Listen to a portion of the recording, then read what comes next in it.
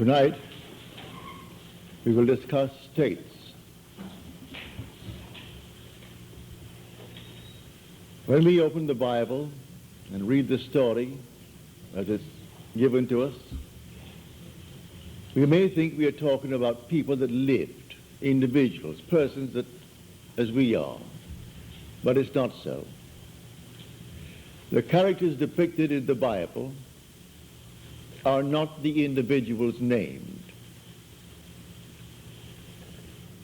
They are simply states signified by those names. For instance, the name Moses, or the name Abraham, or the name, well, any name that you find in Scripture. They are not individuals, as you and I are.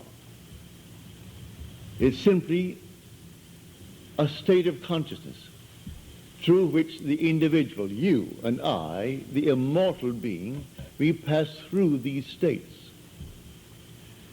The word Moses means to be born. It's the old perfective of the Egyptian verb to be born.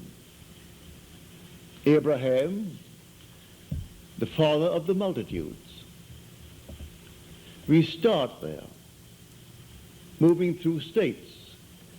And you and I pass through these states towards our own redemption. We come to the end, and that state is personified in Scripture. And men take the personification and worship it as a person, stick it on the wall, and then cross themselves before it and genuflect, not knowing that these are states. So we must learn to distinguish between states and the individuals who pass through these states. These states are eternal. They are forever. You are an immortal being, and you move through states. The states remain permanent forever. You pass on. We change states. The states do not change. We change states. But we, the individual, we are forever. It's like moving through a city. The city remains, but we pass on. To think that because we have left the city, that the city has ceased to exist would be stupid. The city remains, and we go on. We pass from one state to another state, and finally we come to the end. That end is described in Scripture as Jesus. But that's a state. You are the immortal being passing through states. And when you come to the very end, you are in that state. It was predetermined. It was shown all of us before we started. Shown us in the state called Abraham. We saw it all in detail. And if we entered it reluctantly or not, who knows? Paul tells us that we were made subject unto futility, not willingly, but by the will of him who subjected us in hope. And the hope was that we would obtain the glorious liberty of the sons of God.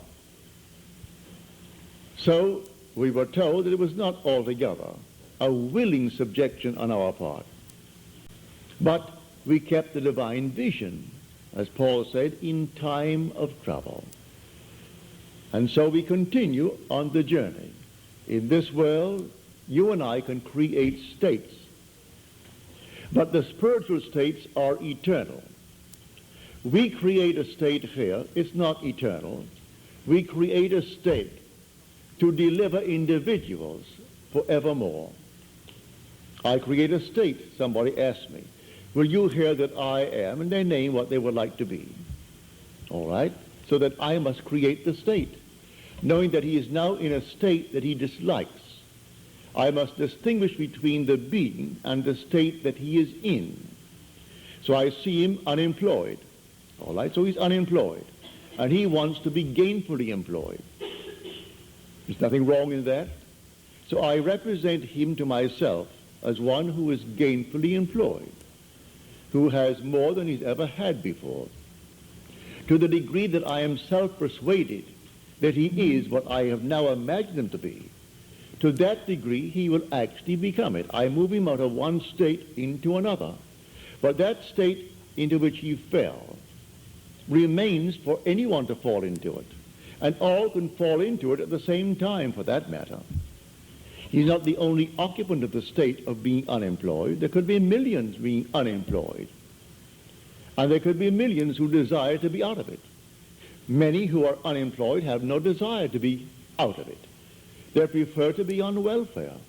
That's their desire. Perfectly all right. But if someone desires to be gainfully employed and to leave the state of being unemployed, you and I can create that state. Well, how do I create the state? By using my imagination. Imagination is not a state. It's the human existence himself. You are all imagination. And God is all imagination. You are God. And God is actually within you as your own wonderful human imagination. Now, these permanent states of the soul, these spiritual states, they remain. You and I pass through them towards our own redemption. But in the interval, we meet a friend, and the friend is in need of help. And the help is to move him out of a state. I couldn't give him money, but as Peter said, silver and gold have I not for thee, but such as I have give I unto thee. And he creates a state and takes the man from being a beggar, who's always begging on the corner, and puts him into a state where he jumps up with joy. He's now employed, not begging for money. So he didn't give him coins. He simply gave him a new state of consciousness. So I take you as an individual. I represent you to myself as the one that you would like to be. The one that I, if I were in your state, would like to be. I make it fit within what is known as the golden rule. I do unto others as I would have them do unto me. If I were in that state, would I like to be in some better state? Certainly. Well, then, do it to another. And so if he asks it of you, you simply represent him to yourself as being gainfully employed, or if he is unwell, as being well, or if he is not, if he wants to be married and he can't find the proper mate, then in your mind's eye you assume that he has found the proper mate. Whatever it is that is a normal, natural request that is not in conflict with your own moral, ethical code. And you create a state. This state, then you lift your individual into that state. Well, how do I do it? I carry on a conversation mentally with that friend from the basis that he is in that state. He tells me how happy he is with his new job and how much he's making. I see him in my mind's eye radiant. Well, then, am I self-persuaded that this imaginal act is a fact? Do I really believe in the reality of what I've done? Do I believe that imagining creates reality? I do.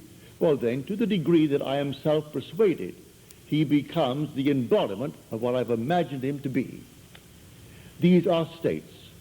So man must distinguish between the individual and the state that he is in. So Blake said, I do not consider the just or the wicked to be in a supreme state, but to be every one of them states of the sleep into which the soul may fall in its deadly dreams of good and evil, when it left paradise following the serpent of generation. So we came down to experience death, for this is a world of death, where everything appears, it waxes, it wanes, and it disappears. So everything dies in this world. No matter how long it seems to live, it dies eventually. So we come down into the world of death. And the last enemy to be destroyed or to be overcome is death. I enter death and then conquer death to prove that I cannot die. I am an immortal being, for I am all imagination.